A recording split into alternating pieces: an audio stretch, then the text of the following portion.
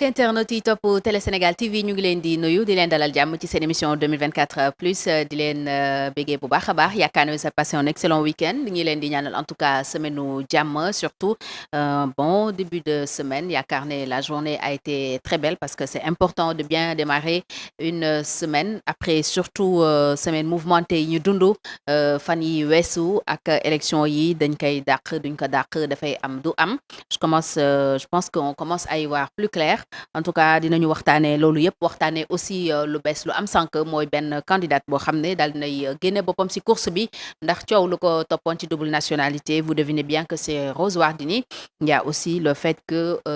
coalition yi ñoo ngi commencé jot le fichier électoral ça prouve qu'on fait quand même de grands pas vers le scrutin xamuñu nag kañ lay am nee nañu entre le 3 et le 10 mooy la meilleure date pour que au moins ni que conseil constitutionnel waxee avant que mandat président di jeex ñu daal di tëgg élection yi assemblée nationale itam coowam digganteem ak conseil constitutionnel ba léegi jeexagul loolu yëpp donc lu ñuy waxtaanee la ci plateau bi ak sunu chroniqueur maison Cheikh Kane le grand Cheikh mën a tooñ ba dee maa ngi lay nuyu léegi bàyyiwul kenn aleykum salaam. lay delloo nuyu am mbégte mu rëy te aussi plateau émission 2024 plus. di am yaakaar lépp lu ñu fi waxtaanee rek yàlla def mu doon gënal si ñun. amiin donc si askan wi incha allah. léegi looy reetaan. waaw amul solo àdduna yi da nga ne dama mën. bëri jàmm rek waaw macha allah. macha allah moom décrispation la ñu wax. waaw décrispation aussi pacifier l'espace pacifier espace bi. espace public bi c'est xam nga dëgg important yàlla loolu moom alhamdulilah sant yàlla. yàlla na jëm kanam rek. amin alors Cheikh ni ma ko waxee ñu ngi ba tey ci coow élection présidentielle bi donte xamaguñu ndax dina am avant le 2 avril ou pas mais je pense que sànq cette nouvelle donne bi ma wax wane na ni xëy na léegi tey ñu wax ñu kañ la ñuy amal élection mais ñu tàmbalee ci l'information peut-être la plus récente mooy candidate Rose Wardini bi nga xam ne def na déclaration wax ne elle se retire de la course présidentielle pour mettre à l'aise tout le monde mais surtout la justice qui veut y voir plus clair dans son cas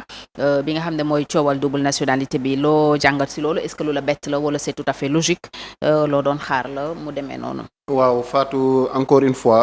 vraiment décision Rose Wardini boobu noonu. mooy retirer candidature am pour élection yi nga xamante ni dañ ko war a dëgmal ci 2024 élection présidentielle. day doon li nga xamante ni dañ koy rafetlu. lu tax ñu koy rafetlu mooy premièrement. day permettre tey ñu génn ci benn impasse. mooy xam nga conseil constitutionnel moom ces décisions ne sont susceptibles d'aucun recours. donc normalement comme jàll na entre les mailles. donc filtré nañ ko ba mu jàll ba doon candidat donc conseil constitutionnel mënutoon ñëw encore weddi boppam. donc ne génne ko ci liste yi par la force. léegi nag yàlla dogal na ne moom elle a eu cette intelligence politique là. de comprendre quand même que impasse la et que conseil constitutionnel mënutoon. Forcément nu mu tudd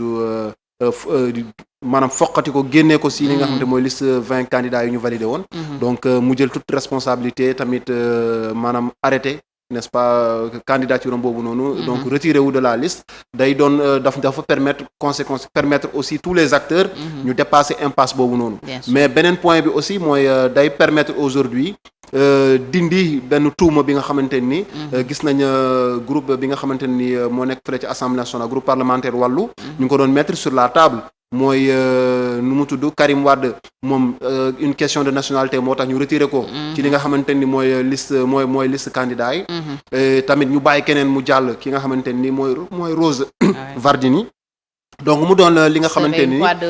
voilà c'est ça donc ça permet d'équilibrer. donc déjà waa wàllu foog naa ne c'est un argument qu'ils pourront plus mettre sur la table. mais beneen argument la tamit boo xam day wax bi ni décision bu mu jël ni day doon beneen argument bi nga xamante ni aussi day démonter. n'est-ce pas li président waxoon. président mi nga xamante ni jotoon na souligner le cas de Rose Wardini. mu ne ki nga xamante ni am na double nationalité bokk na ci li nga xamante mooy candidat yi nga xamante conseil constitutionnel validé na leen. donc en quelque sorte Rose Wardini quand même a permis de rétablir les choses en l'état pour permettre n'est-ce pas à tout le monde d'être à l'aise. léegi nag lan moo waral Rose Wardini jël décision boobu noonu dañuy rafet njort que moom moo ko xalaat rafet njort que moom moo jël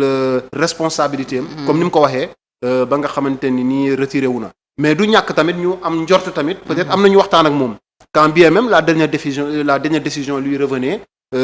soit de retirer ou de ne pas retirer sa candidature mais li am ba am mooy. mais est-ce qu'elle avait le choix. waaw mais xam nga conseil constitutionnel moom mënu ko woon retirer moom te conseil constitutionnel moom kese moo habilité woon parce que si on est logique la liste définitive des candidats a été déjà programmée donc amatul recours diggante recours mooy bi mu joxee la liste provisoire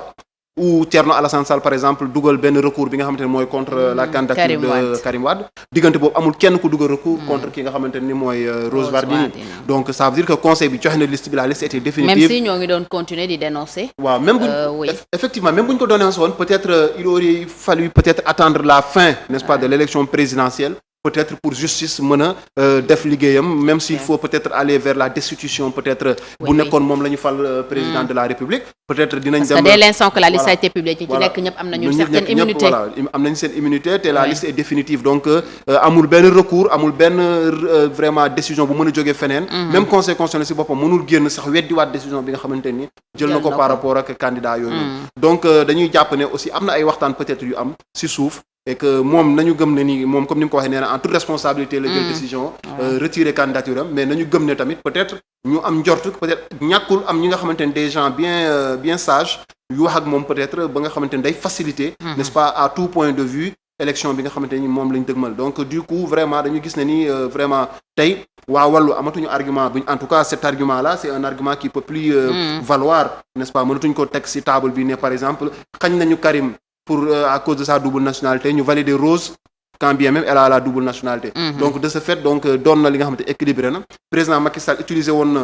argument boobu bi nga xamante ni mu ngi wax de mu ngi doon tudd crise bi muy reporter élection yi gis nañu tey argument boobu noonu tey daanu mais permettre na à tout le monde et aux conséquences même d'être à l'aise parce que tey moom au moins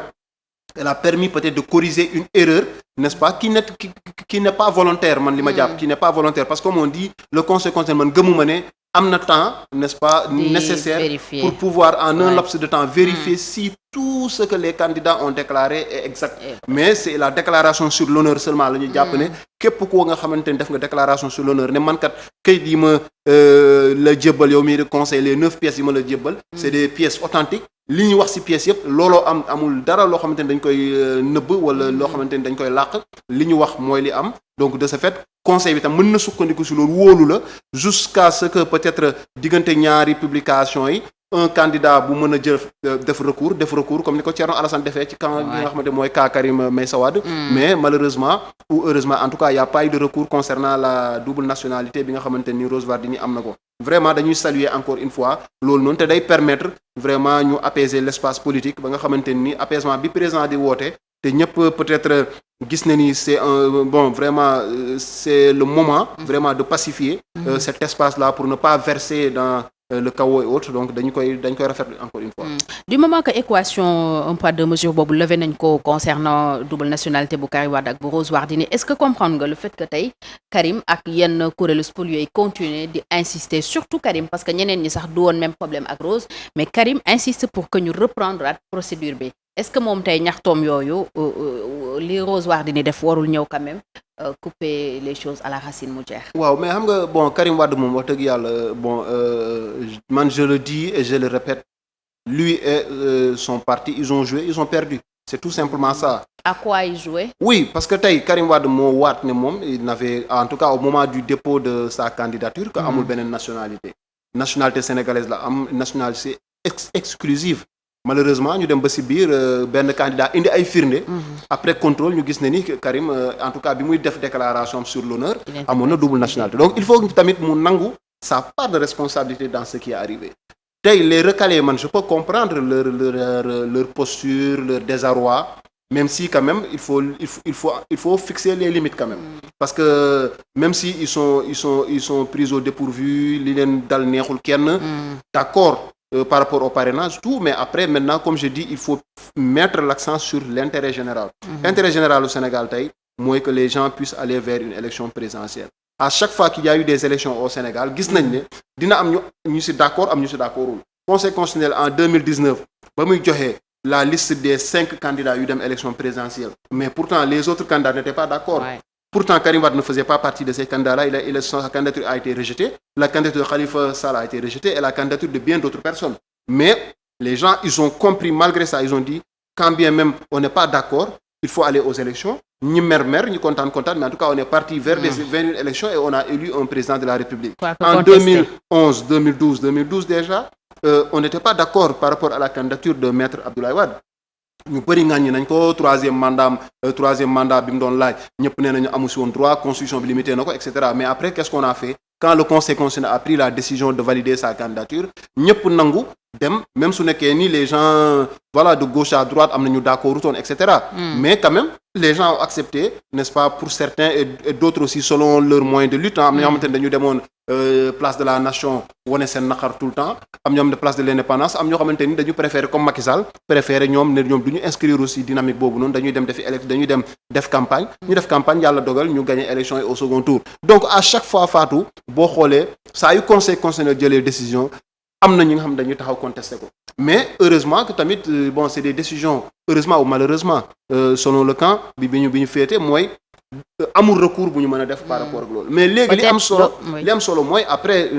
il faut aussi comprendre quand le vin est tiré il faut le boire loolu am na Karim Wade bokkul te Karim Wade ñàkk bokkam c'est de sa faute man c'est ce que je dis moom kenn waxul ne erreur matérielle moo am par rapport au parrainage kenn waxul ne dañoo nangu ay parrain et cetera donc il n'a pas ce problème là donc Karim Wade peut-être qu'ils ont la preuve de ce qu'ils avancent mais en tout cas bu dee amuñu preuve quand même ils vont perdre carrément la face on peut réformer cela avant l'élection présidentielle c'est pas possible donc il faut dépasser cette élection là et toogaat encore waxtaan bàyyi nag Sénégal comme ni ñuy def bàyyi ba crise am ñu doog a woote dialogue moi je dis qu'il faut avoir des dialogues n'est-ce pas yi nga xam ne c'est à titre préventif maanaam ay dialogue yi nga xamante ni du ñu xaar ba problème posé ñu ne kaay la ñu dialoguer mais un dialogue constructif un dialogue dynamique bi nga xamante ni dañ koy am de temps en temps parmi les acteurs politiques ou bien les acteurs de la société ñu toog waxtaane réew mi anticiper yenn problème parce que on savait qu'en 2019 le problème du parrainage s'est posé et on savait qu'il allait forcément encore se poser en 2024 donc du coup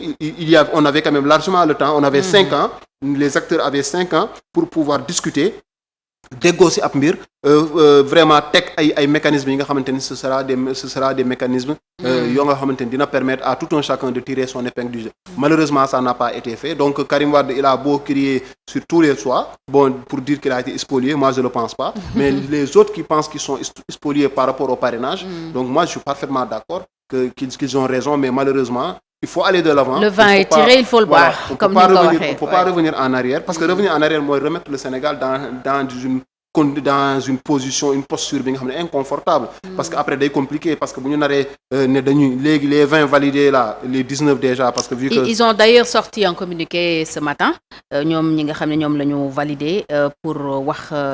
démb la ñu ko signé d'ailleurs sauf le candidat Boubacar Camara moo ci bokkul ça s'appelle donc FC 25 ñuy sàkku ci njiitu réew mi mu topp décision conseil constitutionnel mu mel ni kon coow li mi ngi ci diggante les validés ak les spoliés. Oui mais les spoliés moom xam nga Fatou li ma wax mooy il faut ñu nangu quoi. ne plus voir au chapitre. Vraiment il y a plus rien parce qu'en fait du moment que la liste définitive des candidats n'est-ce pas a été affichée notifiée diffusée je pense qu'il y a plus moyen de revenir en arrière. Président wax na ko nee na moom si boppam wax na ko dans un premier temps il a dit après mu weddi boppam mais ñëwaat na si loolu. donc il reconnaît enfin. N'est-ce pas que conseil constitutionnel c'est vraiment bu jëlee décision kenn amul mënoo def benn recours donc tamit il faut que tamit ñi nga xamante ne ñi ngi nekk en face ñu nangu. faut respecter le conseil constitutionnel waaw ñu respecter le conseil constitutionnel léegi nag le conseil constitutionnel je dis pas que bon c'est des sages qui sont supposés être là-bas mais l'être humain étant ce qu'il est avec ses perfections et ses imperfections donc il y a forcément des choses yi nga xamante ni peut-être pas de façon Fatou délibérée lañ koy defee peut-être aussi n'ont pas forcément les moyens d'apprécier tey un fichier